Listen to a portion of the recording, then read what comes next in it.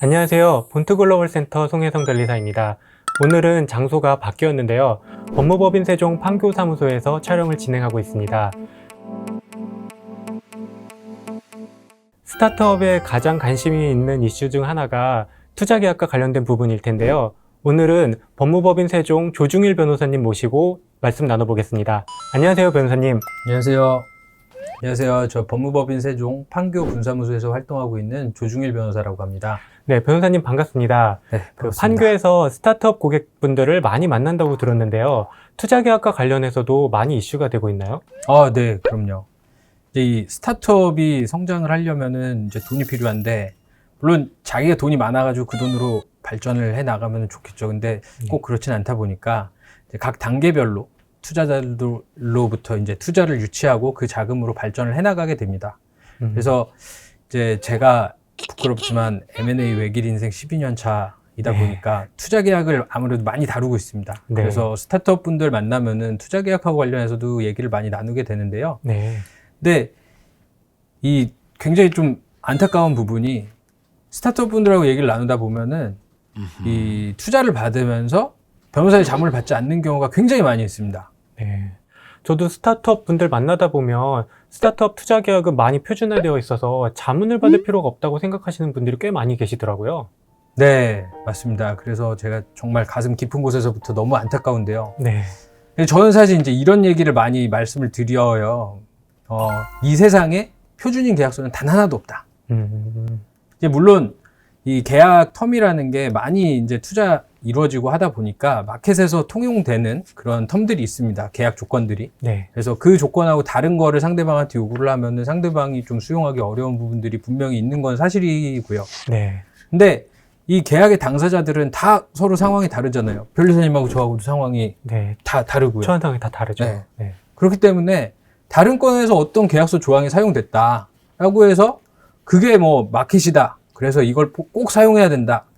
이런 거는 아닙니다. 그리고 또 이제 물론 마켓하고 좀 다른 부분이 있다고 하더라도 이제 실제 협상을 해 보면은 이제 내가 처한 상황 이런 부분을 솔직하게 다 얘기를 하다 보면 의외로 좀 일이 쉽게 풀리는 경우도 있거든요. 그럼 혹시 예를 들어서 설명해 주실 수 있을까요? 네, 제가 이제 간단한 예를 하나 들어보겠습니다. 이게 실제로 저희가 수행했던 케이스에서 문제가 됐던 건데요. 네. 투자계약서를 보게 되면은 창업자의 지분 처분을 제한하는 조항이 거의 필수적으로 들어갑니다. 왜냐면은 이 스타트업에서는 창업자의 역할이 굉장히 중요하잖아요. 네, 그렇죠. 근데 창업자가 혼자서 지분을 팔고서 나가버렸다. 라든가 아니면 지분을 팔아서 돈을 이렇게 많이 만지게 돼서 회사에 대한 관심이 없어졌다. 그렇게 되면은 이 창업자를 보고서 투자했던 투자자로서는 이거 굉장히 큰 손해가 발생할 수 있거든요. 네. 그래서 이제 투자자들은 창업자의 지분 처분을 거의 반드시 제한을 합니다. 그래서 이제 그 건에서도 투자자가 제시한 계약서에 당연히 이제 그런 조항이 있었습니다. 근데 이제 그때 좀 그 창업자분하고 얘기하면서 처음에 얘기를 했던 부분은 이제 이분이 그 스톡옵션을 얼만큼 부여할 수 있는지 이 부분이 스톡옵션 풀 제한이 계약서에 또 그 부분도 많이 들어가거든요.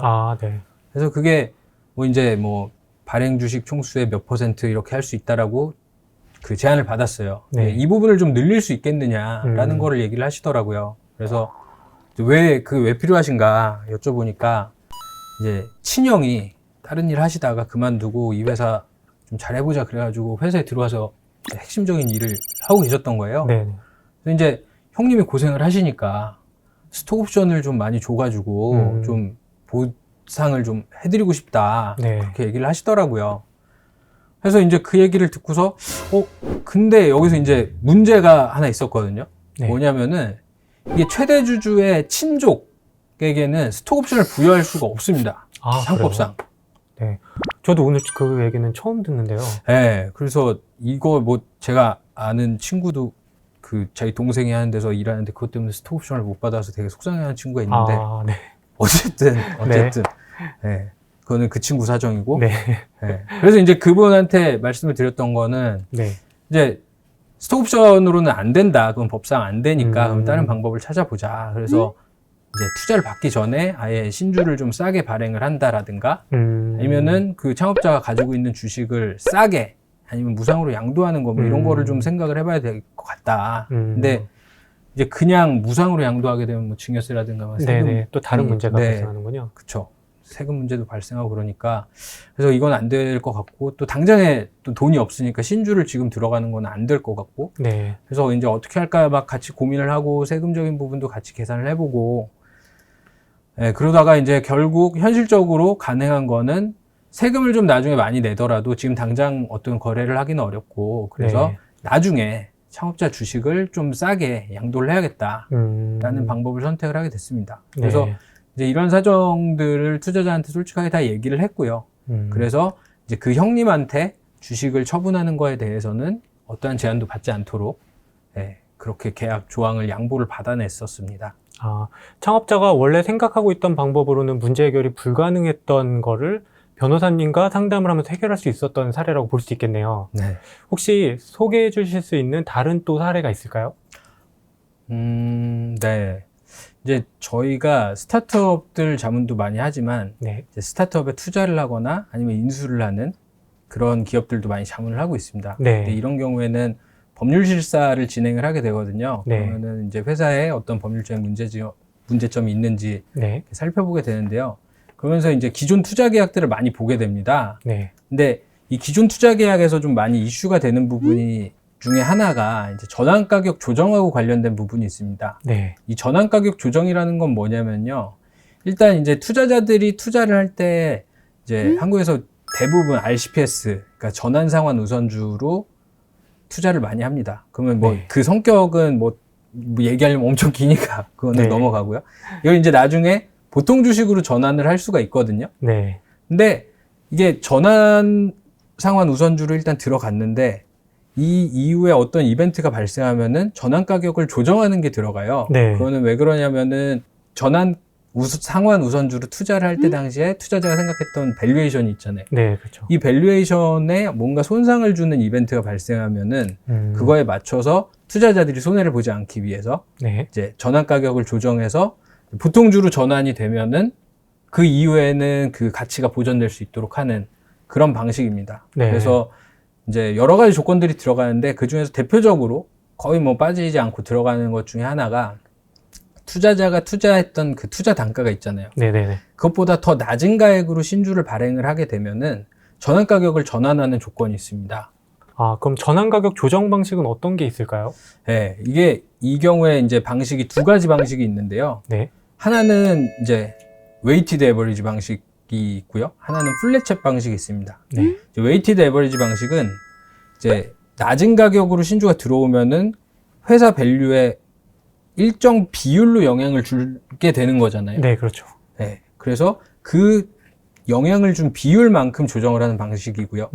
이건 이제 복잡한 산식이 하나 들어갑니다. 네, 좀 복잡할 것 같네요. 네. 근데 이제 좀 심플한, 워딩으로서는 심플한 거는 플랫챗 방식이라고 있어요. 네. 플랫챗 방식은 예를 들면은 제가 투자를 할 때 RCPS 그 발행 가격이 주당 10,000원이었어요. 네. 근데 그 이후에 어떤 이유로 주당 1,000원으로 신주를 발행했다. 그러면 그냥 1,000원으로 바로 떨어지는 거예요. 네. 그래서 플랫챗 방식이라고 하거든요. 네.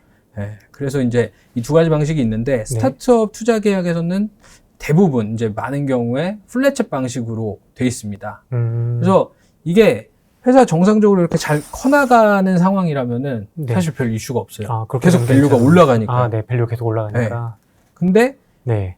이렇게 밸류가 올라가는 상황인데도 문제가 될 수 있는 상황이 하나 있는데 그게 이제 스톡 옵션하고 관련된 거거든요. 이게 스톡 옵션을 회사에서 부여를 하는 이유는 임직원들한테 인센티브를 주려는 거잖아요. 네, 사기 진작시키고. 네. 네. 그러니까 인센티브를 주려면 좀 싸게 줘야 되는 거죠. 네, 싸게 그래서 줘야죠. 싸게 부여를 해줍니다. 네. 그거는 경우에 따라서는 투자자가 투자한 단가보다 더 낮을 때도 있죠.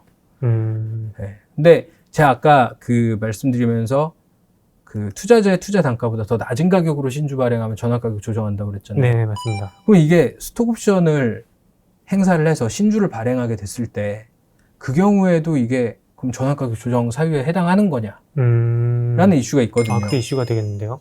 네. 그래서 이거를 계약에서 명시적으로 스톡 옵션 행사해가지고 신주 발행하는 거는 전환 가격 조정 대상이 아니다. 라고 두는 경우들도 있어요.